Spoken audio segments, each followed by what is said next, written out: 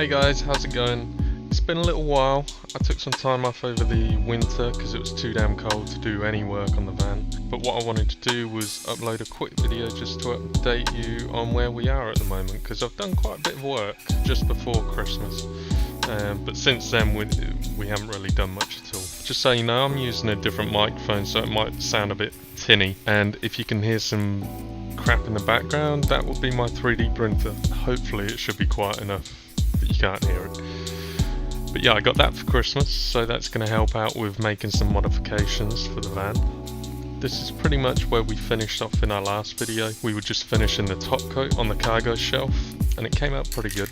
After that we moved on to what I want to call the firewall, maybe? I can't remember what it's actually called. But the slope bit that the seat fits into.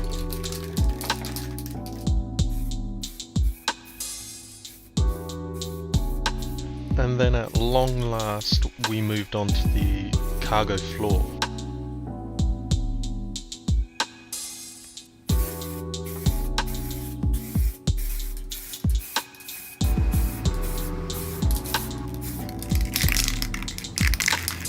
So this was done in 4 separate stages. So we did a corner a day really, and finished at the door so we weren't walking over the work we'd already done. And again, that came out really well. It wasn't that difficult. My technique has improved very slightly through this process, so hopefully if I ever did it again I'd probably use less paint.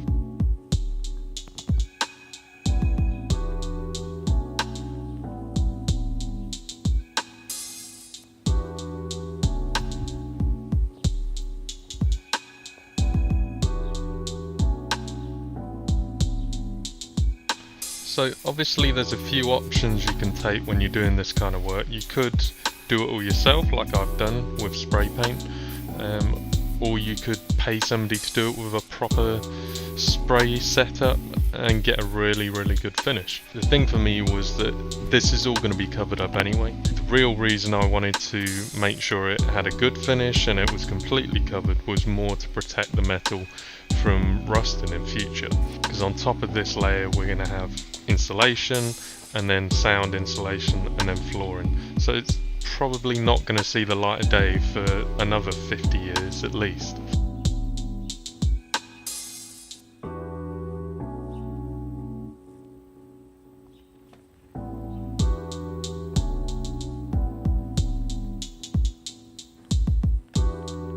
So now we've got a solid base down, we're going to move on to the fun stuff. Firstly, the sound on the inside of the van, because that's one thing we noticed straight away when we picked it up, that you could barely have a conversation inside the van. It had a radio, but I could not see it being any use at all, because you'd never be able to hear it over the engine noise. So we wanted to put down sound insulation as a first defense against that. So at this point I had to call in Amy because she's got an eye for detail and she will make sure all the measurements are correct when cutting this really expensive material.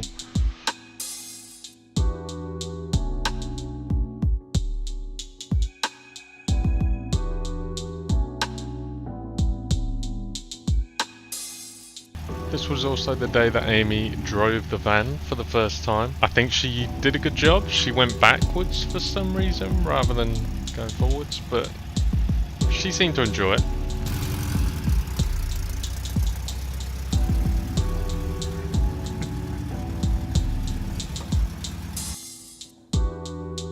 So after finishing the sound insulation, we started cutting out the thermal insulation and fitting that in. We just used the sound insulation sheets as templates, and then pop down the thermal insulation on top of it. Both of these will be stuck down with spray adhesive, and then whatever flooring we're going to have will go on top of it.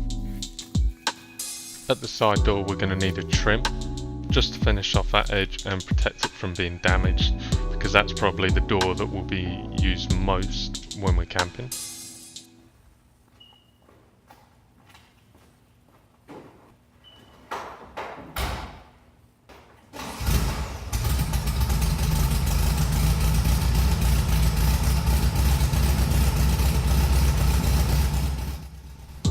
that is pretty much where I'm up to so far. This was probably around August, September time, and then since then it's just been too damn cold, and obviously you can see where I keep it, there's not much enclosed area to do any work on it.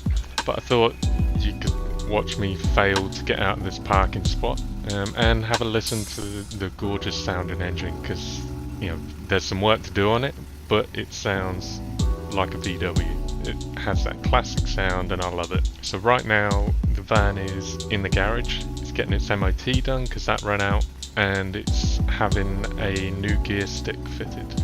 That again was a job that I was going to do myself. Did it kind of halfway, kept hitting issues with it not changing gears smoothly, couldn't get it into reverse properly. So I thought, you know, give it to some guys who know exactly what they're doing and can get it done quickly. We want to get this up and running reliably, and so that not just me and my dad can drive it, but Amy and other family members feel able to drive it. So I'll try and make these videos a little more regular.